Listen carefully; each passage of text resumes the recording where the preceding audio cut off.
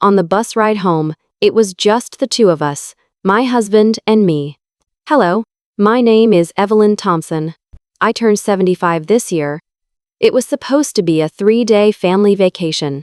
We'd gone to the Berkshires, up in western Massachusetts. It was the first time in more than a decade that we'd gone on a real trip. The first time with our son, his wife, and our grandchildren. But on the way back, sitting there on the vinyl seats of that charter bus, it was only Arthur and me. So, they just left us. My husband's words were heavy, and they landed like a stone in my chest. I'll admit, I had felt a certain distance during the trip. A little bit of a chill in the air. But I never imagined it would end like this. No goodbye, not a word of explanation. I couldn't believe our children would just go home ahead of us. The world outside the bus window was bursting with the green of early summer. But my own heart felt as cold and brittle as the end of autumn. Arthur sat beside me in silence, his hands clenched around the old tweed cap resting on his lap. After a long, quiet moment, he slowly reached into his coat pocket. He pulled something out and offered it to me. I found this in my pocket just now. It was a small, folded piece of paper. Folded into eighths. It was pink, the kind of stationery a child would use. The way it was creased so tightly made it seem as though someone had tucked it away in secret, hoping it wouldn't be found too soon. When I carefully unfolded it, I saw small, rounded letters written in pencil.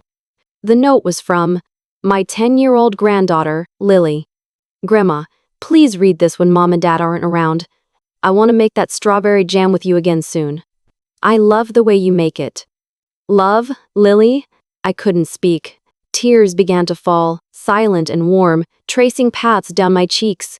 We hadn't been forgotten. Not completely. Arthur gently took my hand in his. Those 3 days in the Berkshires, perhaps we were only ever an afterthought. We were barely in any of the photos. We sat at the far end of the dinner table, and we were never quite part of the main conversation. But this one small letter made me realize that I wasn't entirely on the outside of my own family. If it weren't for this note, I think I would have closed my heart off for good. I would have locked it away and thrown away the key. But now, I could feel something deep inside my chest, a knot I didn't even know was there, finally begin to unwind. And it was this letter that set in motion a chain of events, a single action. That I took. That would eventually change the entire dynamic of our family. It was one thing I decided to do, something I would never have had the courage to do before. May I tell you the rest of the story? My name is Evelyn Thompson. I am 75 years old. In my younger years, I was an elementary school teacher. I taught math, and I found my greatest joy in watching the children learn and grow. It's been 20 years since I retired, and since then, my husband and I have lived a quiet life in our old house, in a quiet suburb of New York City. My husband, Arthur, is 77. For most of his life, he was a potter, a ceramic artist who spent his days with clay and fire. When he was younger, he was often invited to show his work in galleries in other states, and we used to travel together for his exhibitions. His body has grown frail now, his back and legs ache, and he can no longer walk long distances. But even so, he still sometimes goes out to the little shed in the garden to work the clay with his hands. Our son, Michael, and his wife live in Manhattan.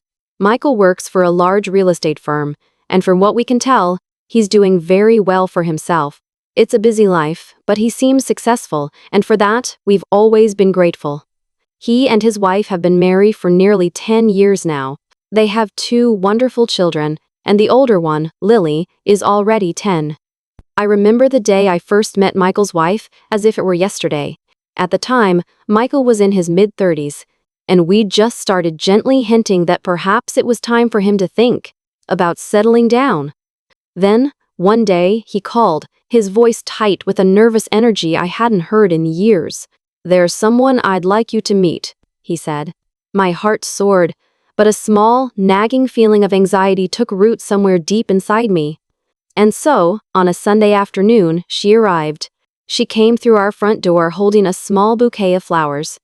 She wore a simple navy blue dress with a white cardigan. Her dark hair was pulled back neatly, and her makeup was subtle.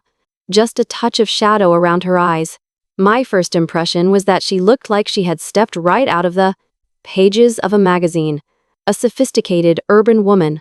"It's so nice to finally meet you," she said, her voice clear and polite. "Thank you so much for having me over." She smiled and gave a gracious little nod. But in that instant, I felt a cool breeze blow through my heart. It was as if something inside me whispered a quiet warning. There was nothing, absolutely nothing, wrong with her demeanor. It was flawless. Her smile was lovely, her words were perfectly chosen. But for some reason, I sensed a kind of wall behind her eyes. It must have been late winter then. I remember turning up the heat in the living room, and as I did, a thought settled over me. Ah, this woman and I, we may spend the rest of our lives together, but always with this unbridgeable distance between us. Of course, I didn't let any of this show on my face. I smiled warmly, offered her tea, encouraged her to try the pot roast I'd made, and did my best to play the part of the welcoming, loving mother. She accepted everything with that same polite grace. But throughout the entire visit, the conversation revolved almost entirely around Michael. She remained on the periphery, smiling quietly, offering little of herself. When she was leaving after she had thanked me again profusely, I said to her, "Well, welcome to the family. We're so happy to have you." For a split second, she looked as if she had swallowed something bitter. Then she replied, "Yes, thank you. I look forward to it." I thought I heard a slight tremor in her voice. Or perhaps I was only imagining it. But I still remember the feeling in the room at that moment. It was like a draft of cold winter air had slipped through a crack in the window and settled deep into my bones. Maybe that was the real beginning. But in the last few years, the distance between our two families began to grow, little by little. I can't point to a single cause. It was a slow, quiet drifting apart. But there is one day I remember with perfect clarity. It was a day when Lily was feeling under the weather and had to stay home from school. I had a package to drop off at my son's apartment, so I decided to stop by and check on her.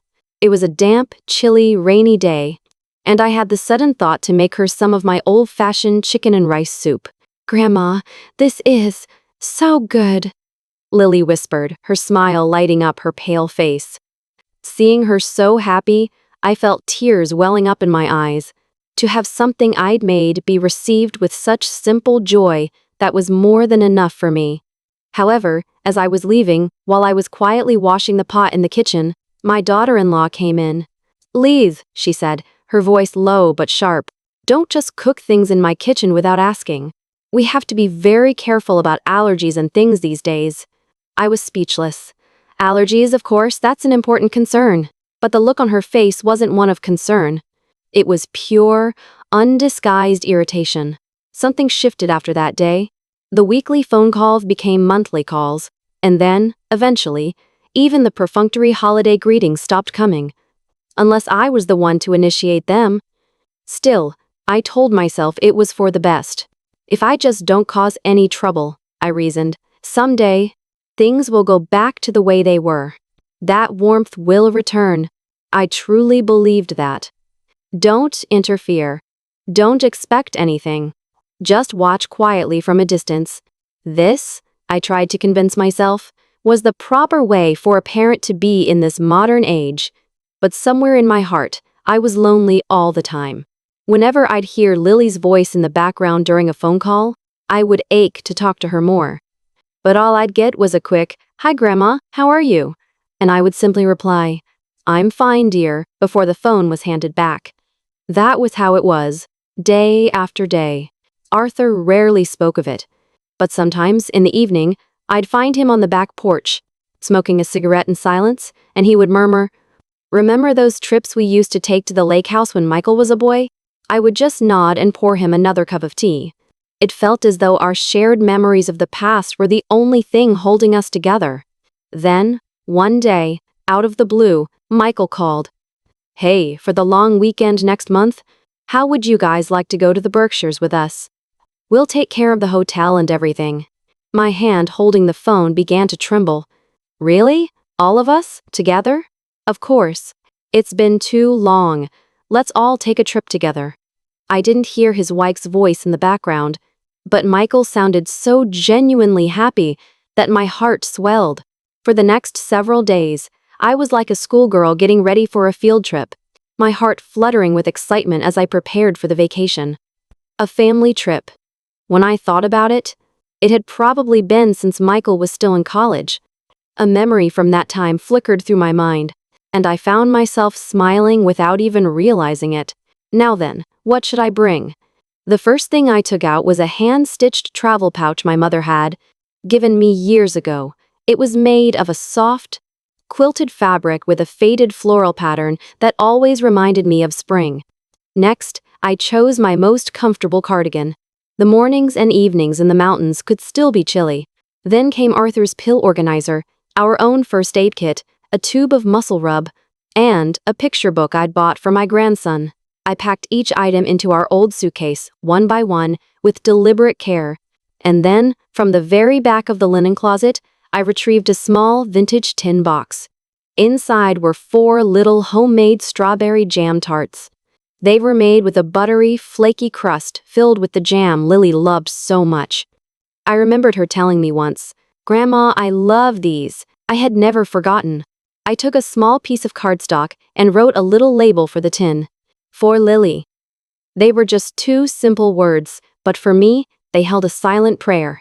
"I wonder if she'll be happy to get them this time," I whispered to myself as I wrapped the tin in a cloth napkin and nestled it gently inside the suitcase. As I packed, I double-checked everything. I wanted to make sure our luggage was as small as possible, so we wouldn't be a burden.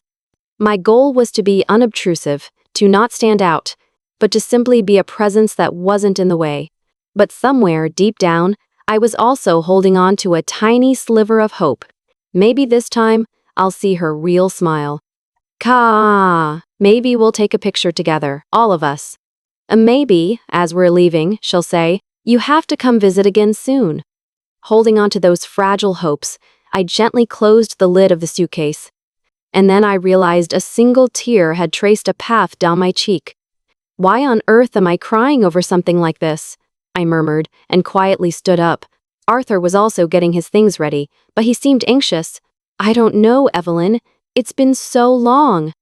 "And I'm worried about my leg," he said, staring down at his old, worn leather shoes. I'll never forget the look on his face in that moment. That night, I set 2 alarm clocks to make sure we wouldn't be late for our departure the next morning.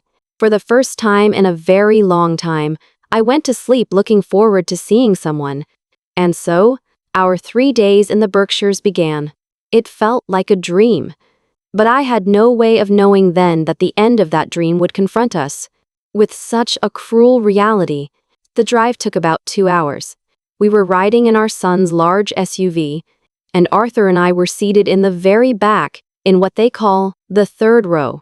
When Michael first opened the door for us, we saw that the floor space in the back was already taken up by 2 large suitcases and several shopping bags. "Sorry, it's a bit of a squeeze back here," he said, shifting a few things to create a small space for our feet. We couldn't see much out the windows, and the headrests of the seats in front of us blocked most of our view. But even so, I was happy. I was just so happy to be going somewhere as a member of the family. Shortly after we set off, Lily climbed into the seat next to me. I smiled and tried to start a conversation. "It's been so long since we all went on a trip. What are you most excited to see?" But there was no reply.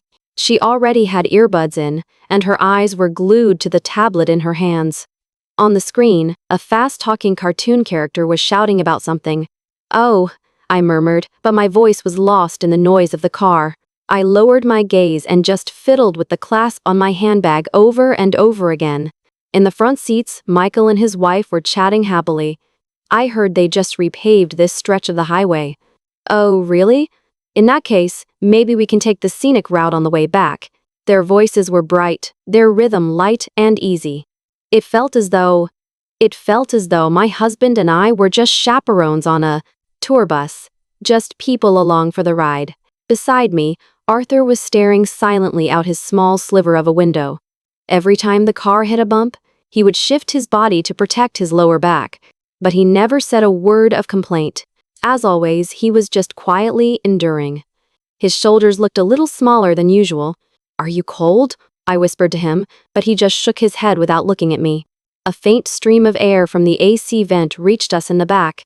The morning sun, filtering through the gap in the window shade, felt unnaturally bright. I took a small shawl out of my bag and gently draped it over my knees. And that's when a thought drifted into my mind. Where, exactly, is my place in this car? Am I family? A guest?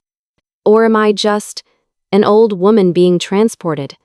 I had never imagined that the road to the Berkshires could feel so long, so quiet, and so profoundly lonely. Still, I kept a smile on my face. I kept it there until the very moment we arrived at our destination, because somewhere in my heart, I wanted to believe. I needed to believe that a wonderful time was waiting for us. The air in the Berkshires was crisp and clean. The moment we stepped out of the car, the scent of pine filled my lungs, and I couldn't help but take a deep breath. I can't remember the last time the air felt this pure. Arthur gave a small nod, leaning on his cane as he tried to keep pace with the others. Seeing him there beside me warmed my heart, just a little. When we arrived at the inn, the lobby smelled of cedarwood. It had a modern design but with a rustic, cozy feel. After we were shown to our room and dropped off our luggage, the plan was to take a walk to a beautiful waterfall nearby. The sound of the cascading water was soothing, and the grandchildren were running around, giddy with excitement. I watched them from a slight distance, careful to watch my step on the uneven path. Then, someone suggested we take a family photo. A friendly staff member offered to take the picture, and as he held up the camera, my daughter-in-law said, clearly and brightly, "Lily, you stand in the middle. Dad and I will go on either side. Oh, and Grandma, you can just stand in the back somewhere." For a moment, I forgot how to breathe. Or, in the back somewhere, as if I were just part of the scenery. A sharp, cold feeling pierced my heart. But I smiled. I forced a smile and said, "Yes, of course. The back is a perfect spot for me." I clutched the end of my scarf, my knuckles white, hoping no one would notice. The picture was taken. A row of smiling faces. In the camera's memory, it would look like a happy, complete family. But I felt like an accessory, an optional extra. Back at the inn that evening, I quietly retrieved the small tin box from my suitcase. The strawberry jam tarts I had made just for Lily. The ones I had wrapped so carefully and even made a little label for. After dinner, I brought the tin out to the common living area of our suite. "I brought something for dessert, if anyone would like one," I said. "They're homemade." There was a brief moment of silence, and then Lily's face lit up. "I want one," she shouted happily. Her smile was like a balm on my wounded heart. I felt a small wave of relief wash over me, but then, in a voice just loud enough for her husband to hear, my daughter-in-law whispered, "Another one of her old-fashioned desserts, honestly. Your mother never changes, does she?"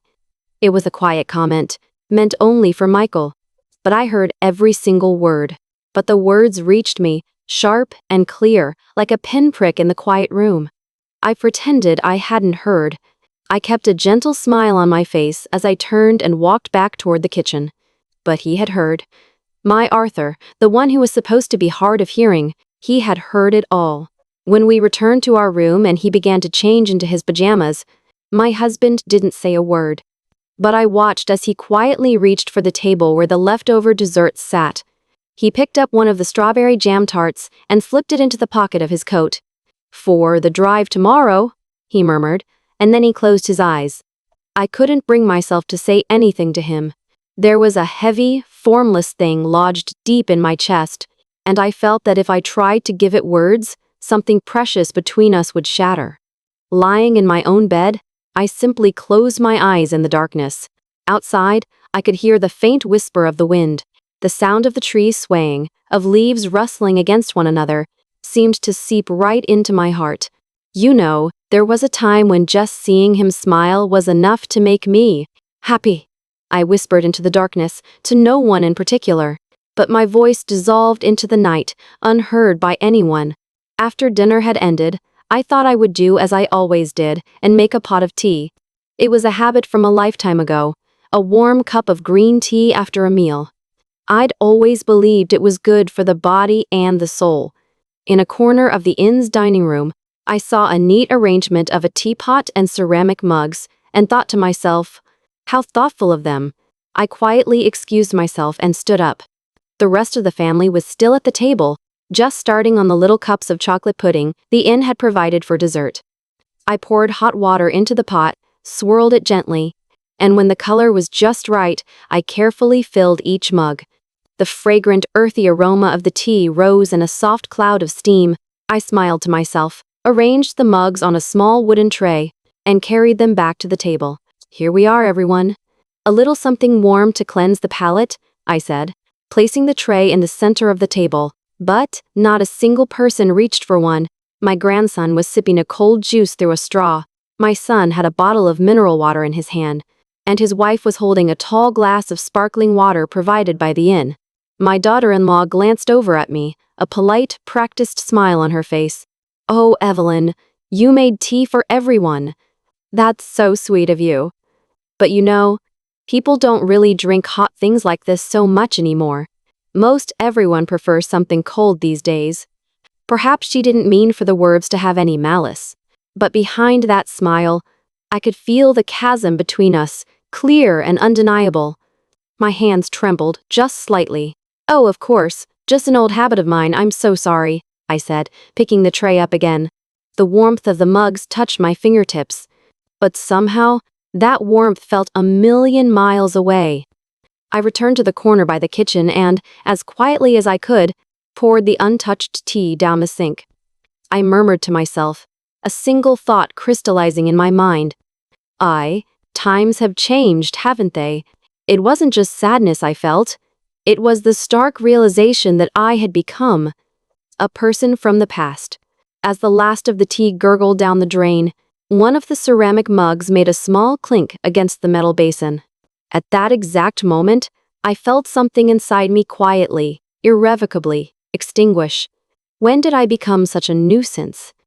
That night, I found myself alone on the small balcony attached to our room at the inn. The air was cool and crisp, and if I listened closely, I could hear the faint chirping of crickets and the sound of the wind moving through the pines. We were at a resort, a place meant for relaxation and joy, but the night felt steeped in a profound loneliness. I sat down on the small wooden bench, clutching a disposable hand warmer in my hands like a makeshift hot water bottle, and just stared up at the sky. Clouds drifted by, and the moon would occasionally peek through, only to be hidden again moments later. Its fleeting appearance felt like a reflection of my own heart, and that heavy, unnameable feeling was still stuck deep inside my chest. "Everything I do is just in the way, isn't it?" I whispered, looking down at my own knees. It was then that I heard it, the soft, sliding sound of the glass door opening behind me. I turned to see my husband, Arthur, standing there silently. Without a word, he came over and gently draped the gray cardigan he was holding over my shoulders. More than the warmth of the wool, it was his silence, his quiet understanding, that made my heart ache. "I'm sorry," I said, my voice barely a whisper. "Here we are on this lovely trip, and I've gone and ruined the mood." Arthur didn't reply. He just sat down on the bench beside me. Then, he took his right hand and placed it on my left shoulder, giving it one single, firm squeeze. The weight of his hand was deeper than any words, more than anything. It made me feel that he truly, completely understood. Maybe we should have just stayed home. If coming here was only going to make me feel like this, I murmured. Arthur slowly shook his head. "Clever too, Dad, even others." He said nothing at all, but he kept his hand firmly on my shoulder as we both looked up at the night sky. The two of us, sitting together in the cold night wind, wrapped in silence. And yet, that very silence was the warmest thing I had felt all day, a quiet, sturdy support for my weary heart. That night, I had a dream of when we were young, when our son Michael was still in elementary school. I dreamt of the smile on his face as he ate his school lunch, laughing as he told me the lemon tart I'd packed was a little too sour. He so rarely showed me that smile anymore. With that question hanging in my mind, I closed my eyes and simply waited for morning to come. On the morning of the third day of our trip, the sky was a pale, washed-out gray. The brilliant clarity of the previous days had vanished. After breakfast, my husband and I were slowly packing our things. Suddenly, Arthur clutched his stomach. "I think I need to lie down for a bit," he said, easing himself onto the bed. "I wonder if you ate something that didn't agree with you yesterday," I said, worried.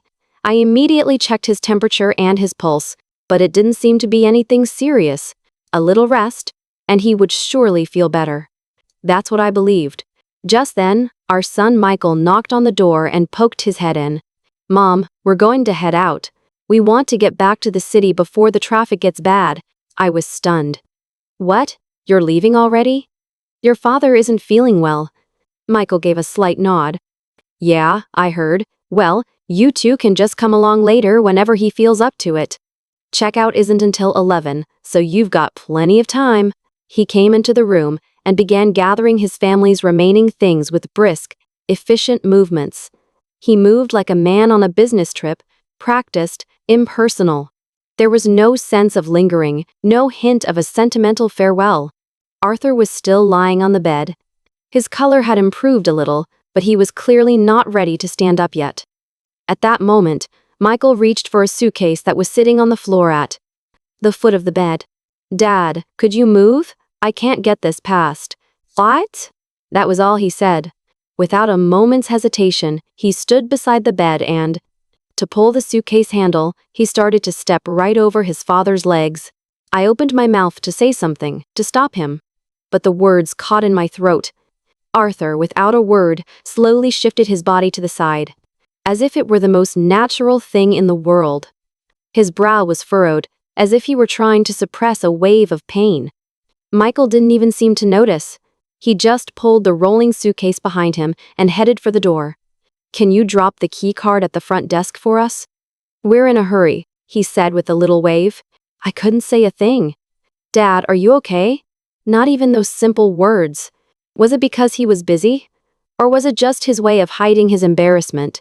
I wanted so desperately to believe that, but somewhere deep in my heart, I felt the truth with a cold, piercing clarity. To him, we are no longer the center of anything. The sound of the hotel room door clicking shut brought a heavy silence back into the room. That silence felt like a deflated balloon, leaving behind only the emptiness of something that had ended. He spoke as he hurriedly carried their luggage out. His wife said nothing, just stared at her smartphone as she walked toward the lobby. "Drive safely," I called after them, but there was no reply. As I stood there watching them go, my granddaughter, Lily, glanced back at me. I instinctively raised my hand to wave, but there was no smiling wave in return. A few moments later, the sound of a car engine faded into the distance, and the back of their SUV disappeared from view outside the window. I gently closed the door and stood there in the middle of the room, utterly still. "They're gone," I said. Arthur, his eyes still closed, gave a small nod. "Well, it can't be helped. They have their own lives to live." Even as he said it, his voice sounded weak, drained of all its usual strength. The room suddenly felt vast and quiet. Empty of luggage, empty of people. It was just a hollow space. And it felt like a perfect reflection of our own place in the world now. My chest ached with a dull, persistent pain. As I began to gather the unused tea set, I thought to myself, if only there had been one word, a simple thank you or see you soon, just one small phrase would have been enough to save me. It was at that moment that Arthur slowly sat up. He reached into the pocket of his coat and pulled out something small. "This was in my pocket this morning," he said. He placed it in the palm of my hand. It was a small, folded piece of paper, creased into eighths. It was a piece of pink stationery. The corners were slightly bent, giving the impression that it had been folded in a hurry. I gently unfolded it, and there, in small, rounded handwriting, were the words, "For Grandma, please read this when Mom and Dad aren't around. Your strawberry tarts were so, so good. I want to make them with you again. But Mom and Dad might get mad, so it has to be a secret. I love you, Grandma. From Lily." By the time I finished reading, silent tears were streaming down my cheeks. Said nothing. He just reached out and gently placed his hand on my shoulder. "She sees you, Evelyn." "She's the one," I whispered, and managed a small nod. Over those 3 days, I had thought to myself so many times, maybe we aren't a family anymore. But this single sheet of paper, these few, simple words, had managed to rescue something vital inside of me. "Thank you. Oh, thank you," I whispered, clutching the small note to my chest. Unable to move for a long, long time. After we checked out, we took a taxi to the bus station. On the ride home, Arthur took out the little letter again and again, just looking at it.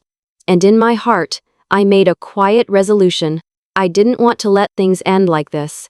If there was still something I could do, if there was still a feeling I wanted to share, I wasn't going to let anyone tell me it was too late. That was the gift this small letter had given me. I held the little piece of paper in both hands, cupping it gently.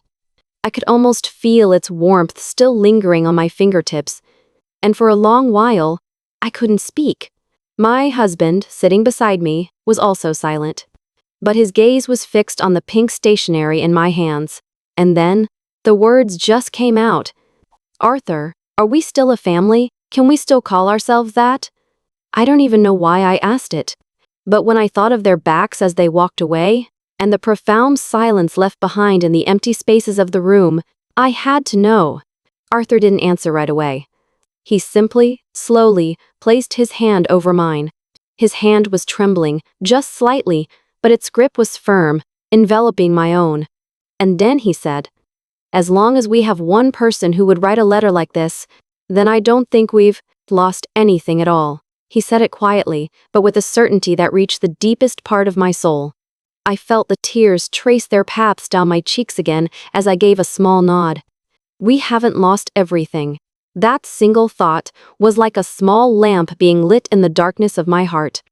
If the feelings I thought no one could hear were still alive somewhere, even in the smallest way, then I wanted to try again. I wanted to take another step forward. I wouldn't let it end in silence. There had to be something, anything, that I could still do. It was a brief, precious conversation that gave me the strength to believe that. The day after we returned home, I woke up a little earlier than usual. I hadn't slept well. I'd spent hours just staring at the ceiling, replaying the words from that little letter over and over in my mind. The phrase from the first note she'd ever written me, the one that started all this. "I want to make that strawberry jam with you again soon." That simple sentence echoed in my head, a gentle but insistent refrain. I slipped quietly out of bed and switched on the kitchen light. It was just after 5 in the morning. The world outside the window was still draped in a pale pre-dawn light, and a winter chill lingered in the air. From the back of the pantry, I took out that old glass jars. It was my canning jar, the one I hadn't used in years. The handwritten label was slightly faded and the glass was a little dusty, but I wiped it carefully with a cloth, and as if I were turning back time itself, I stood at my kitchen counter, ready. Sugar, pectin, a squeeze of lemon. All the ingredients were the same ones I had used since I was a young woman. My hands trembled a little, but my heart felt surprisingly calm. With a quiet sense of purpose, I started a new batch of jam, and when it was done, I prepared a small package to go with the jar.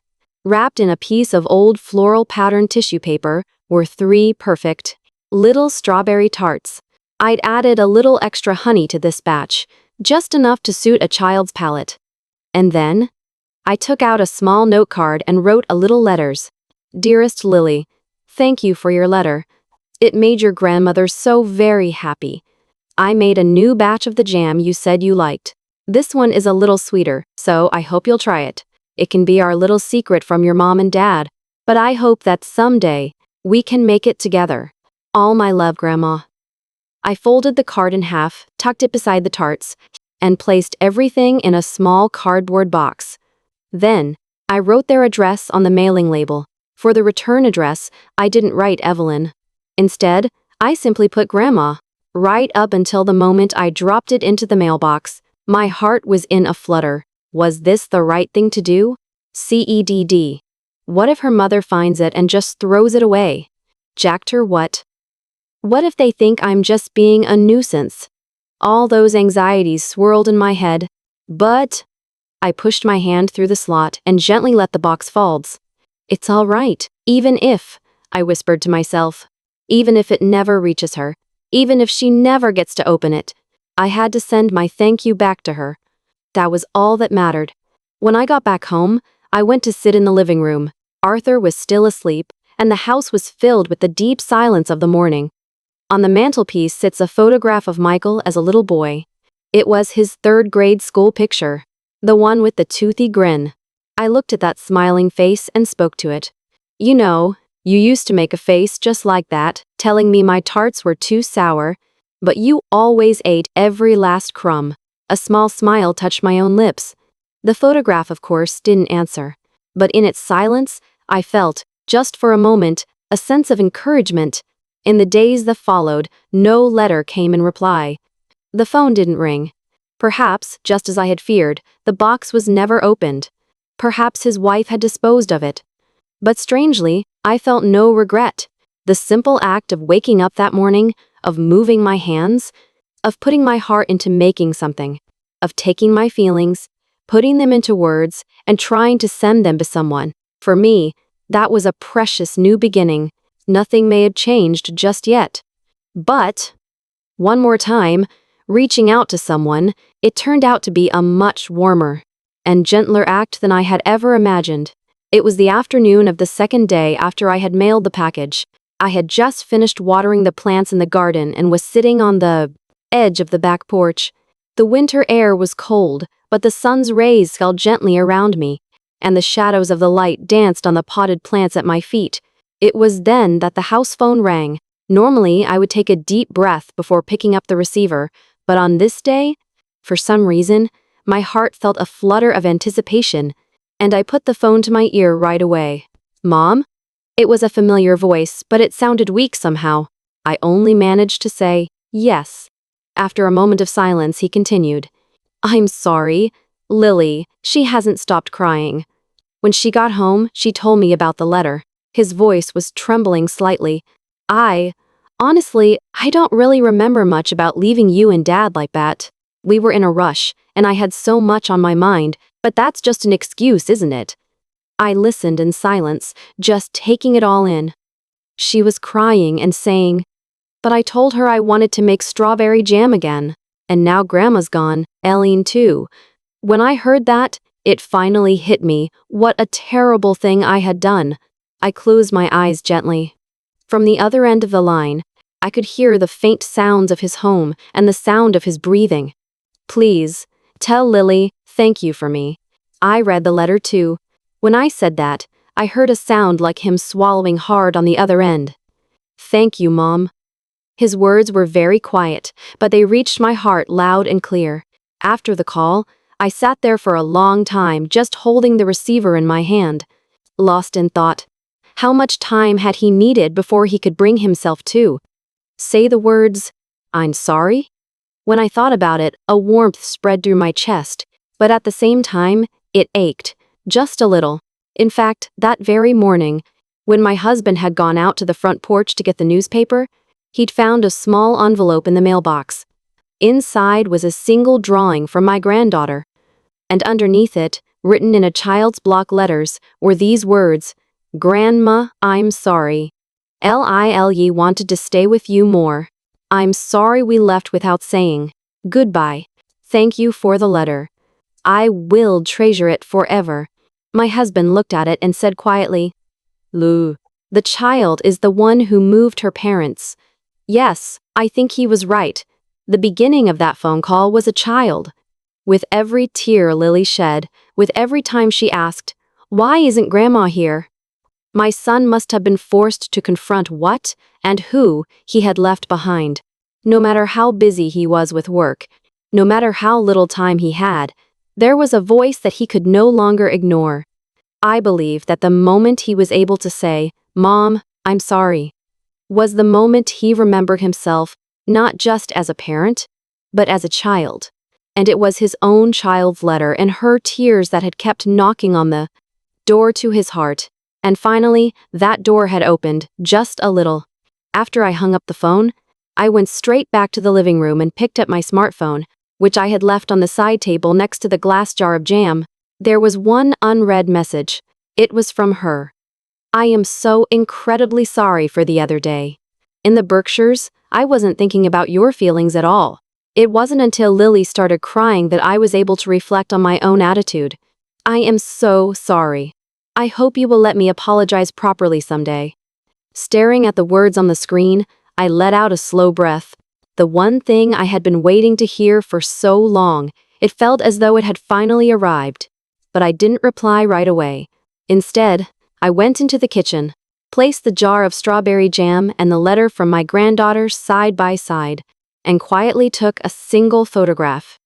Then, I sent it as my reply, with only the image attached.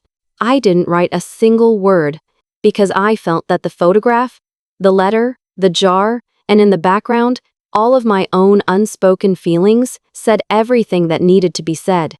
A few hours later, another message arrived. May I save this picture? Thank you. Truly, thank you so much. When I read that, I was finally able to let myself smile, a quiet, gentle smile. That night, as my husband and I sat at the dinner table, I told him what had happened.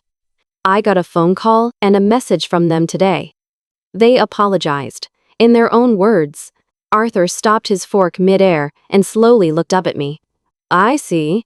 That was all he said. But the relief and joy packed into that one short phrase were more than enough for me. It had taken a long time. Wounds like these don't heal overnight. But I had never imagined that a single letter, a single jar, and a simple, heartfelt, I'm sorry could melt a frozen heart so completely. And now, I find myself thinking, to grow older is not to give up. It is to learn the strength to wait. The strawberry jam, once offered and ignored, was now becoming the taste that was bringing our family back together. And that simple fact filled me with a quiet, profound happiness. On that day, I was restless from the moment I woke up. She had called the day before, her voice tinged with a slight nervousness. Would it be all right if Lily and I came to visit tomorrow? Of course, I said. Yes, please do.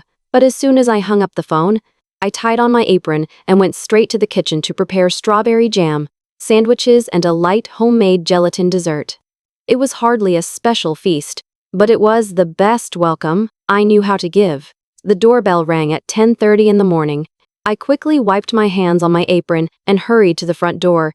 When I opened it, there she was, Lily, with a bright smile on her face, wearing a cheerful pink hat. Grandma! With that cry, she threw herself into my arms. Her small body collided with my chest, and without thinking, I wrapped my arms around her and held her tight. Oh, this warmth, this very presence. How I had missed it. Lily, thank you so much for coming, I said, my voice trembling. Behind her stood her mother. She took off her hat and gave me a deep, respectful bow. The other day, I am truly so sorry for everything. Oh, I just shook my head. No, just having you here is more than enough. After lunch, Lily went out into the garden to play, chasing a small pinwheel that spun in the breeze. Watching her through the window, I started to prepare some tea in the kitchen. It's an old habit of mine. After a meal, a warm cup of green tea. I've always believed it soothes both the body and the soul. I would normally have called out, the tea is ready, but today, for some reason, I couldn't bring myself to say the words. She probably isn't interested in this kind of old-fashioned custom anymore, I thought. So, I just quietly poured the tea from the pot into a mug, placed the steaming cup on a small tray as I always did, and set it on the living room table without a word. Then, excuse me, may I have this? I looked up, and she was reaching for the mug. I was so taken aback I could only say, yes, of course. She gently picked up the mug, brought her face close to the rising steam, and then took a small, quiet sip. Then, she said softly, it's so warm and calming. That single phrase felt like a soft spring breeze at the end of a long winter. seeping into my heart and warming it through and through. "Oh, I'm so glad. I was worried it might be a little too strong," I replied. But inside, I felt like I was about to burst into tears. There was no, "I'm sorry." But I didn't need those words. The fact that she had reached for that mug on her own, and that she had smiled and said it was calming, that was more than enough. In that moment, I whispered quietly to myself, deep in my heart, "It's going to be okay. We can. We can start again." Lily's eyes lit up when she saw the sandwiches. "These have your strawberry jam in them." "They do. I made it extra sweet for you. I'm so happy you remembered." "Of course I did. It's my favorite," she said, and took a big bite. Watching her, my heart felt full to overflowing. After we finished eating, I asked Lily gently, "So, is there anywhere you'd like to go next time?" She thought for a moment and then said, "Let's go somewhere again. But this time, just you and me, Grandma." I was surprised, but a smile instantly spread across my face. "Well, that sounds wonderful. Where should we go?" The zoo. Or we could go wherever you want to go, Grandma." That small act of thoughtfulness nearly brought tears to my eyes again. "In that case, how about we go see the cherry blossoms at the Arboretum? It's so beautiful when they bloom in the spring." She nodded enthusiastically. All the while, her mother sat there quietly, and when it was time to leave, she bowed her head once more. "I never realized how much my daughter missed you. My words and my attitude back then, I am so truly sorry." I gently took her hand. When you're raising children, it's so easy to lose your patience over all sorts of things. I know I had a difficult time with my own mother-in-law when I was younger. At those words, her shoulders seemed to relax just a bit. "Thank you." I felt a small, tight knot of resentment finally begin to loosen in that moment. I stood up and quietly opened the drawer of an old wooden chest of drawers. From inside, I took out a small wooden box. It was a little cedar keepsake box my own mother had given me when I was young, and it was where I kept my most precious things. Returning to the living room, I sat down, placed the box on my lap, and spoke softly to Lily. "Lily, inside this box is the thing your grandma treasures most in the whole world." She looked at me, her eyes wide with curiosity. I gently lifted the lid and took out a small, folded piece of stationery. It was the letter she had secretly slipped into my husband's pocket just a few days ago.